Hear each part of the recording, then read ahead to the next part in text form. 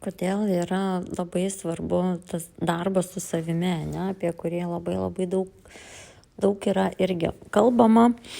daug informacijos yra, manau, kad įvairiuose šaltiniuose. Tai yra tas būtent gebėjimas tvarkytis su savo emocijomis, stebėjimas savo minčių ir jų keitimas, visų įpročių. Kaip sakyti, ne visų, jeigu yra teisingi įpročiai, tai viskas yra gerai, bet labai daug turim susiformavusių, kaip sakyti, įpročių, įsitikinimų, kurie jau yra ir nebenaudingi ir mums iš tikrųjų daugiau gal, kaip pasakyti, kenksmingi, ne, tai juos po truputį, net ne po truputį, iš tikrųjų jau reikia gan stipriai ir greitai keisti, bandant prisitaikyti prie naujos energijos, prie naujos aplinkos, prie visų pokyčių, kas vyksta žemėje ir erdvėje ir tuo pačiu tikrai mūsų kūnuose. Iš tikrųjų tai viskas vyksta jau pakankamai senai ir pas daugą ir jau įvykę tam tikri ir stiprus pasikeitimai, tik tai tas būtent stebėjimas, į kurį ir vedė dauguma praktikų, ne, tai stebėjimas visą laiką vis buvo kalbama stebėti.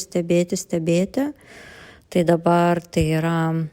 praktika numeris 1, kuri labai reikalinga, nes tik tai gebėdami stebėti ir jausti save, mes galim pastebėti visų pirma pokyčius savo kūne ir nebijoti jų, nebėgti ieškoti kažkokių, kad ar tai kažkas su manimi negerai, ar yra problema, gal sveikatos kažkokie sutrikimai. Aišku, visada, jeigu neramu, galima pasitikrinti, bet visumoje, kai mes stebimės, pastebim jau prieš įvykstant kažkam. Tai ir dabar tas laikas, kai, kaip pasakyti, tai yra irgi jau laikas, ne, kad gebėti pačiam tvarkytis, gebėti keisti savo aplinką, nesitapatinti su aplinka, ne, stengtis stebėti savo reakcijas į aplinką, kurios dar labai dažnai mus pagauna, ne, tai yra ir iš įpročių, tiesiog atminty informaciniam lauke įsirašė tos mūsų reakcijos už tai, kad mes turim dabar būti greitesni už jas ir reaguoti greičiau, tiksliau pastebėti, negu reakcija įvyko, ne, kad išvengti tam tikrų emocinių šuolių, tų kritimų ir kilimų, kuo mažiau klausyti irgi tai, kad mus veikia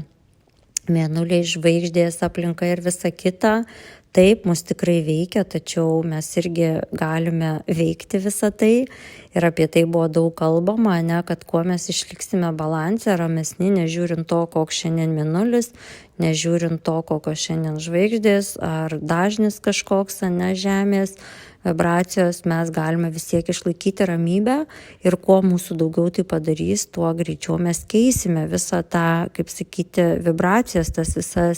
viskas vis tiek yra daugumoje, viskas yra mumyse ir mes kuriame irgi tą lauką, bendrą lauką, todėl reikia šito tikrai nepamiršti ir nepasiduoti, kad mus kažkas veikia. Visada atsiminkime, kad ir mes galime veikti ir kuo daugiau mūsų išliks ramių, tuo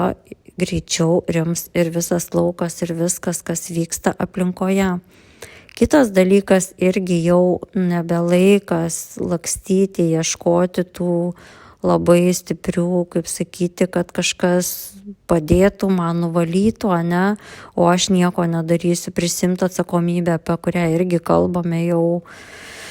ne pirmi metai, kad prisimti atsakomybę, ne, kad nes nėra taip, ne, kad nuėjau hipnoterapiją ar dar kažkokią praktiką, pasidariau regresinę hipnozę ir vėl gyvenu kaip gyvenau, ne, reaguoju,